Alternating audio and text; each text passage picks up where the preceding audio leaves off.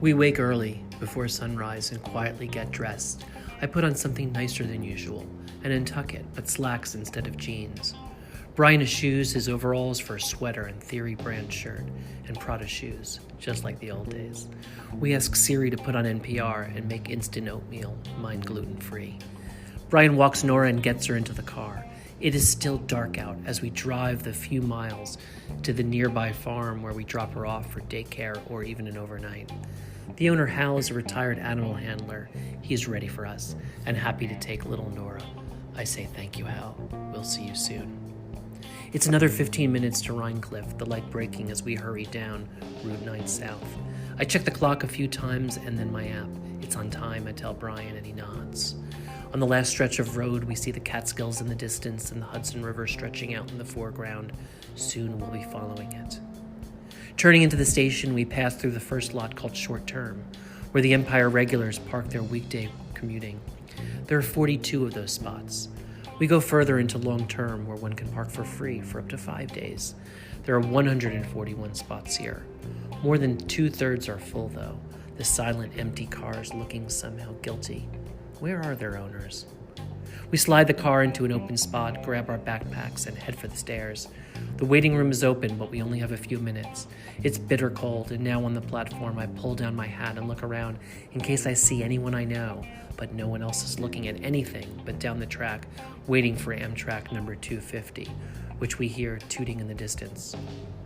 Don't tell the neighbors. Don't tell Luke the mailman or Annabelle at the bakery. We will be back, of course, in about 48 hours. You won't even notice.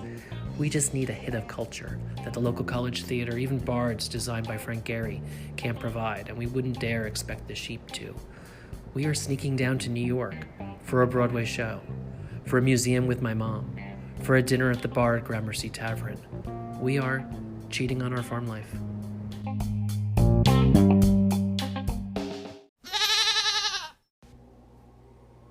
I'm Matt Zucker, and this is Cidiot, learning to live and love life in the Hudson Valley. Okay, we're 11 episodes in, with 2 magazine mentions and a great sponsor. Thank you, Flipboard. And I have to come out to you, dear listeners. We may have 2 feet or boots in the country, but I have to admit it, we still have 1 loafer in the city. We even have an apartment there. It's a rental, it's small, it's purposely located on the west side to get in and out easily and for us to only be there 2 to 3 days a week. Don't get me wrong, we do not think of ourselves as weekenders up here. We're upstate far too much for that, the majority of our time. We came up with a word for it, though. Most-timers. Access to a city like New York is great for most-timers, and many of our friends either keep a place there or even if they rent it out. Others do hotel nights regularly in the city or Airbnb in reverse. A few people have warned us about giving up the city too fast. They did a year or 2 before they were really ready to do it and got whiplash.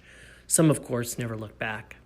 And while listeners are probably charmed more by the stories of goats, donkeys, and me fiddling with tools I don't know how to use, we also work hard to find interesting things to do, see, and experience up here. This episode looks at 2 things.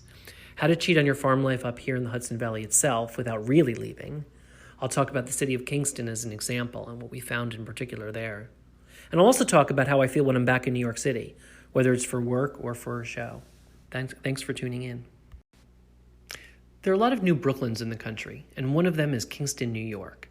The first capital of New York, with amazing architecture dating back to the colonies, Kingston has 3 different downtown-like areas: the Stockade District, Midtown, and the Roundout down by the river. Each one's really booming in a different way. The Stockade is my favorite, with its grid of streets and covered walkways, Victorian houses, and old stone homes. There are shops, diners, open 24 hours, and unlike a lot of towns up here, more than a dozen different restaurants. Our favorite is Boyston's, and we've been told we have got to go try Wild Beast. Kingston was home of Fleischer's Butcher, too, until it moved out, but plenty of others have moved in. 3 boutique hotels are opening in the next year alone. Best of all, especially to Brian, is the bookstore, Rough Draft, which is actually a bar, a bookstore, and a bakery. Since it opened last year, it's been busy, and now is open every day, which is unusual up here. We watched several matches during the World Cup there, and got a sense of a crowd, which sometimes you just need to feel. Across the road is the Crown, a slick lounge with velvet rope-like trappings and banquettes you'd expect from a club in the city. Drinks are not as pricey as Manhattan exactly, but just expensive enough to make you feel sophisticated. Like a lot of city people, I save personal errands for when I'm down there, like getting a haircut. But I was really overdue one week. I was up here and took a risk booking online, Pugsley Sideshow Barber in Kingston. In my head, I had a backup plan in case they used a bowl over my head to trace the cut. But I gotta tell you, it was much hipper than I expected. A modern barber shop that felt edgy and literate. I might as well have been at Fellow Barber in Manhattan, or my usual Barber Bart. Midtown is more the up-and-coming story. Not picturesque to look at, but neither is Williamsburg. We took another gamble on an Instagram feed we saw and walked in one night to Lee's Bar on Vauxhall Avenue. The place was hopping, and we got 2 seats at the bar like we usually do, and nearly fell off our stools at the menu. Polish-inspired tapas, if you can imagine what that means. Delicious little potato pancakes, pierogies, a beef cabbage roll, nothing like the old country. The staff was cool, the scene was young, and we chatted up the people next to us, who of course turned out to be a bookkeeper and builder for a restaurant we frequent. That's what happens up here. Ulster Performing Arts Center, or UPAC, is also in Kingston. You can see Met Live in HD or Who's Live Anyway with Drew Carey and bands throughout the year. The Roundout is the neighborhood people are still getting to know. It's the historic waterfront area, but with a new flair of red brick buildings, shops, and cafes. We go out of our way there to go to Michael's wine shop, the Kingston Wine Company, which rivals our other favorite wine shop in the city of Hudson, Hudson Wine Merchants, also owned by a Michael, of course, and where we've been going for years. Brunette is a tiny French wine bar in the Roundout, which I also recommend. So when you hunger for strangers, street traffic, and a bit of city, head to Kingston. We'll be there. I take the train about once a week to the city, and we often drive back up together as well. My work is based out of New York, and as much as I think you can get a lot done remotely, you also need regular face-to-face team time. Since I'm not there every day, I make my city time efficient. Certain shops like the Container Store, Bloomingdale's, doctor's appointments, the dentist. Brian makes a pilgrimage to Russ and Daughters for bagels, lox, and chopped liver. I've lived in Manhattan for 25 years, since I got out of college. Nothing really surprises me. I'm immune to people asking for money on the street. I know this grid well. I walk by buildings and remember places I've worked, dates I've gone on, apartments we've rented, taxis home at 4 a.m. from clubs that no longer exist. The noise and the grime, though, get to me now. The second I'm in Penn Station, it's an assault on the senses of people, tile, concrete, and more people. The apartment, too, is in the construction zone of Hudson Yards, so it's 24/7 dirt, scaffolding, and jackhammers. I have to constantly check for signs and traffic so I don't get run over or hit on the head by a girder. The only animals here are rats. I used to be very defensive about having dogs in the city, insulted when people asked if having our first dog, Ezra, was a challenge in such a small apartment. Now I walk around with Nora, her hunting for grass, and I sneer down my nose. How could people possibly raise a puppy here? In her new book about quitting the city and coping with the new reality, How to Leave, author Erin Clune covers the trauma of moving and what you think you give up and what you really give up. New Yorkers don't really stand in Times Square for New Year's, but they do go for an early run in Prospect Park. And art, big art, famous art. New York is utterly irreplaceable for anything dramatic. We went with Mom to see Warhol exhibit at the Whitney, the biggest show ever staged of his work. And the night before, we saw Jeff Daniels in To Kill a Mockingbird. It was great. My first job was an intern doing advertising for Broadway shows, and there's nothing like that outside New York.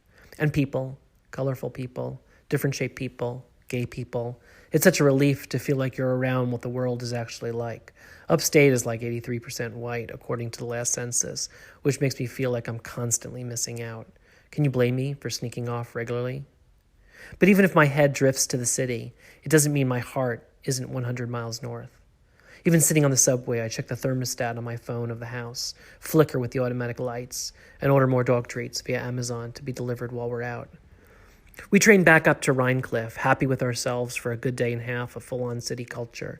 We were excited to go home, though. The space, the light, a birthday party that night. Life is a series of choices, and you can have it both ways or try to commit. You know where I stand on living upstate. I would just be totally lying if I didn't admit my need to see the occasional musical. Thanks for listening to City It. Download the Anchor app and send me a voicemail. Please rate and review us in the Apple Store and support our sponsors. And everyone can visit cityit.com and follow me on Twitter @MattZucker.